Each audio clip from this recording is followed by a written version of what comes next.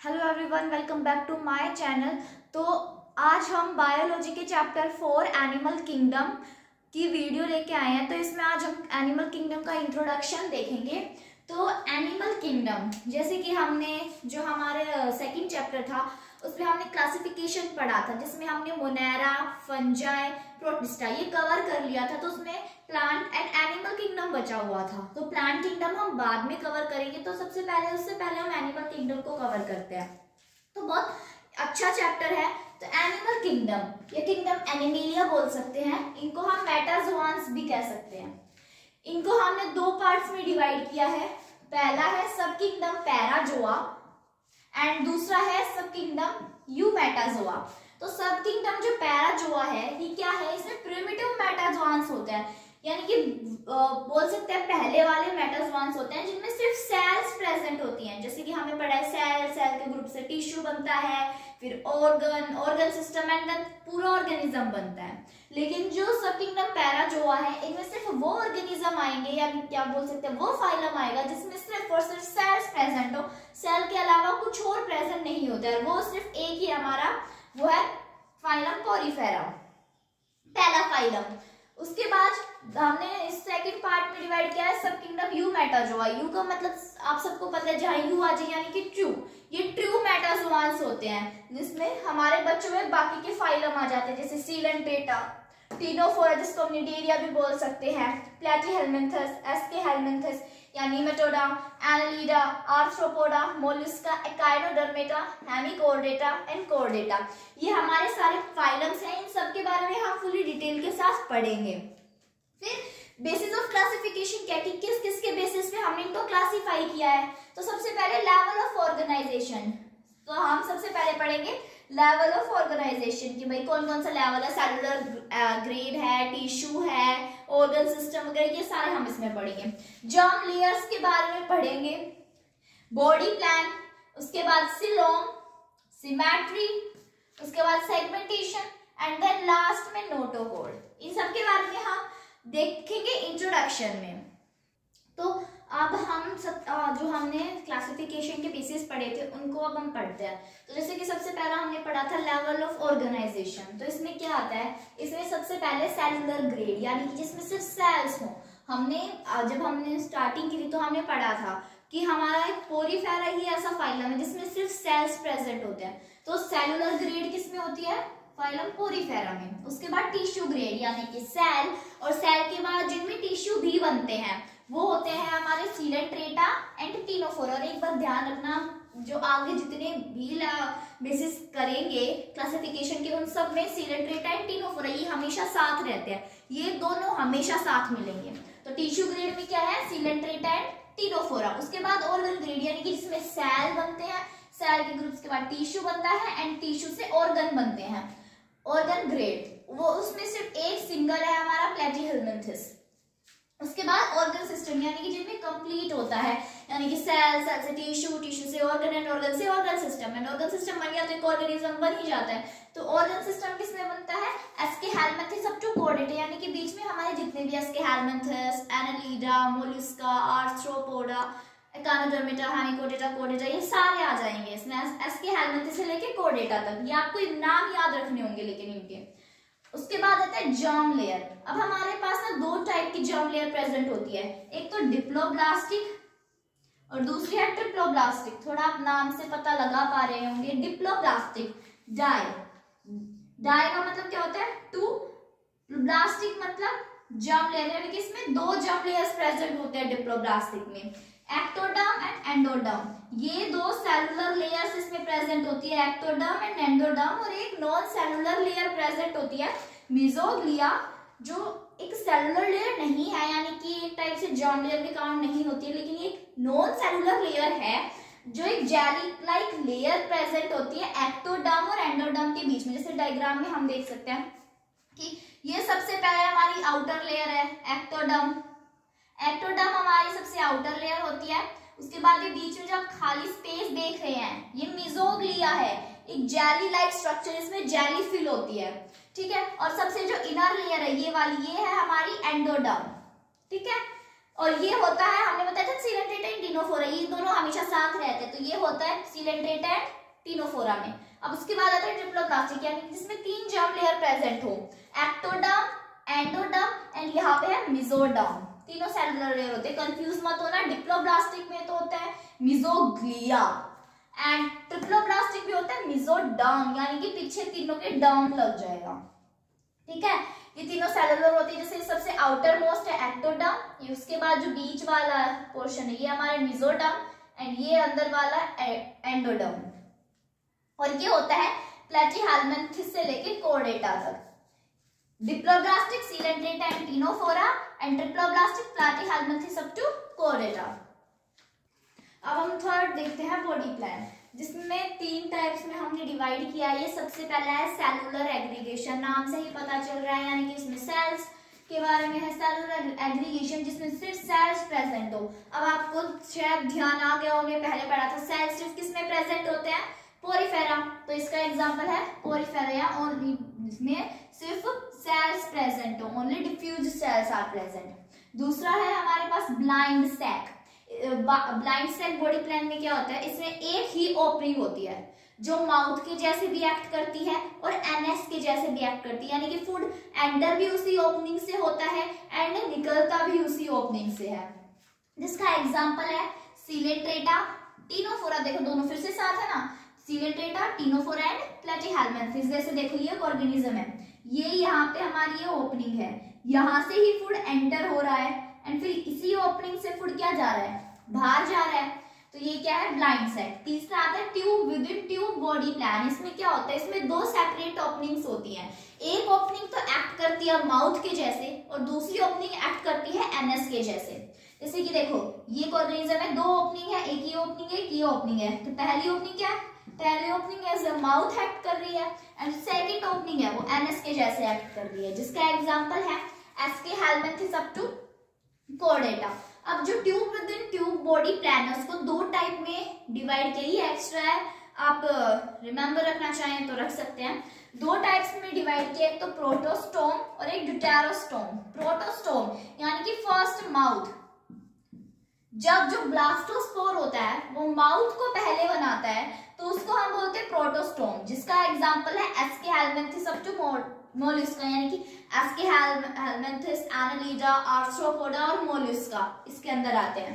उसके बाद ड्यूटेरोस्टोम, यानी कि जब ड्यूटेरो मतलब सेकंड एंड स्टोम का मतलब माउथ, यानी कि जब ब्लास्टोस्पोर सेकंड माउथ, यानी कि जब ब्लास्टोस्पोर एनएस को पहले बनाता है तो वो होता है ड्यूटेरोस्टोम, जिसका एग्जांपल है एकाइनोडर्मिटा अप टू कोर्डेटा, यानी कि एकाइनोडर्मिटा, हेमिकोर्डेटा एंड कोर्डेटा, ये इसके अंदर आते हैं। अब नेक्स्ट हमारे पास सिलोम है। सिलोम क्या होता है, बॉडी कैविटी होती है या फिर शॉक एब्जॉर्बर बोल सकते हैं। ये ना ऑर्गन्स को प्लेस करने के लिए होता है। जैसे हमारी बॉडी में काफी सारे ऑर्गन्स हैं, तो इन ऑर्गन्स को प्लेस करने के लिए हमें जगह भी चाहिए होती है, तो ये क्या होता है, बॉडी कैविटी शॉक एब्जॉर्बर है, ये ऑर्गन्स को प्लेस करने के लिए होता है।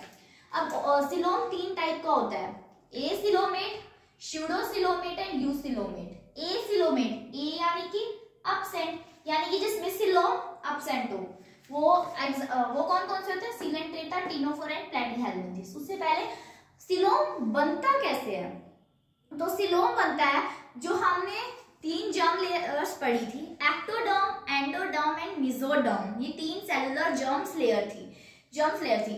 तो जब मेसोडर्म जो लेयर होती है वो स्प्लिट आउट होती है तो हमारा सिलोम फॉर्म होता है। लेकिन अब देखो जो सीलेंट्रेटा एंड टिनोफोरा है इसमें तो मेसोडर्म की लेयर ही नहीं होती, क्योंकि इसमें सिर्फ 2, इसमें डिप्लोब्लास्टिक लेयर होती है सीलेंट्रेटा एंड टिनोफोरा में, यहाँ पे सिर्फ 2 सेलुलर लेयर्स होती है, एक्टोडर्म एंड एंडोडर्म। इसलिए जब मेसोडर्म की लेयर ही नहीं होती तो स्प्लिट कहां से होगी। लेकिन एक क्वेश्चन राइज होता है यहाँ पे कि प्लैटीहेल्मिन्थेस है उसमें तो मेसोडर्म की लेयर होती है, लेकिन फिर इसमें सिलोम क्यों नहीं बनता। इसमें सिलोम इसलिए नहीं बनता क्योंकि जो इसकी मेसोडर्म की जो लेयर है ना वो स्प्लिट आउट नहीं होती है, मतलब कह सकते हैं बहुत जिद्दी टाइप होती है, वो स्प्लिट ही नहीं होती है, अपनी जगह से हिलती ही नहीं है, बहुत टफ मेसोडर्म की लेयर होती है प्लैटीहेल्मिन्थेस में। उसके बाद आता है स्यूडोसिलोमेट। स्यूडो यानी कि फॉल्स सिलोम होता है, यानी कि ऐसे फाइलम जिनमें फॉल्स सिलोम होता है और मेसोडर्मल पाउचेस होते हैं,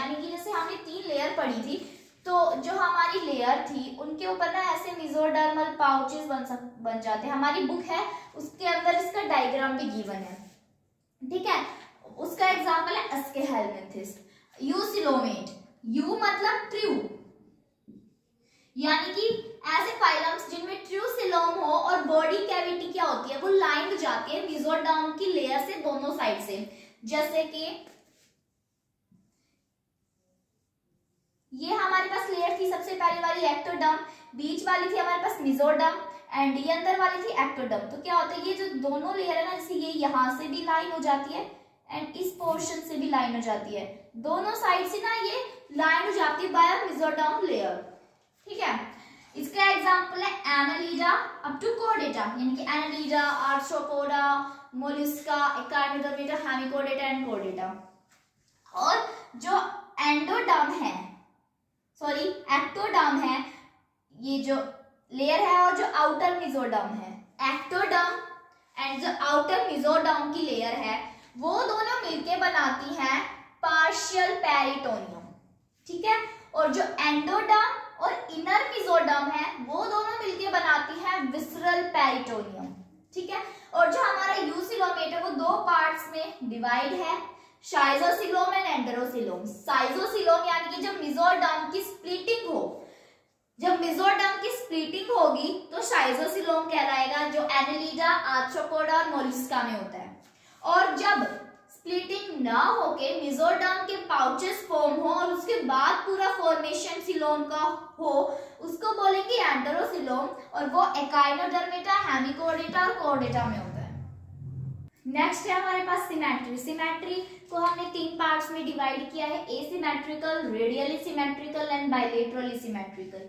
एसिमेट्रिकल यानी कि जब सिमेट्री एब्सेंट हो, या फिर हम बोल सकते हैं जब हम किसी बॉडी को दो इक्वल हाफ्स में डिवाइड ना कर सके थ्रू वन प्लेन। जैसे कि कोई भी, इसमें एग्जांपल है पोरीफेरा, जैसे मान लो ये है,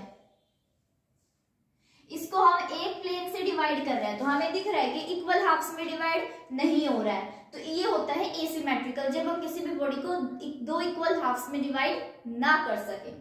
फिर होता है रेडियली सिमेट्रिकल, जब हम किसी भी बॉडी को दो इक्वल हाफ्स में डिवाइड कर दें थ्रू एनी प्लेन, यानी कि किसी भी प्लेन से हम उसको कट कर सकते हैं और वो टू इक्वल हाफ्स में डिवाइड हो जाएगा। जिसका एग्जांपल है सिलेंट्रेटा, टीनोफोरा, फोरा एंड एकाइनोडर्मेटा की अडल्ट स्टेज। जैसे कि मान लो ये कोई ऑर्गेनिज्म है,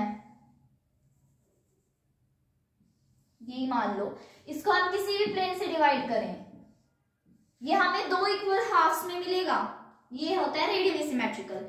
फिर आता है बाइलेटरली सिमेट्रिकल, यानी कि बॉडी को हम दो इक्वल हाफ्स में डिवाइड कर सकते हैं लेकिन सिर्फ एक सिंगल प्लेन से कट करते हुए।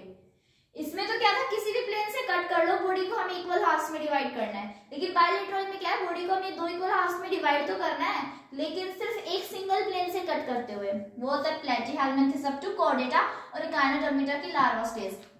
ऐसे कि मान लो ये कोई बॉडी है, तो इसको अगर हम एक इक्वल कट करेंगे किसी एक सिंगल प्लेन से तो ये हो जाएगी टू इक्वल हाफ्स में डिवाइड।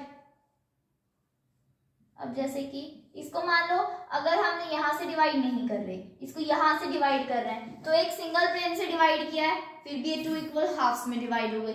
ये होता है बाइलेटरली सिमेट्रिकल।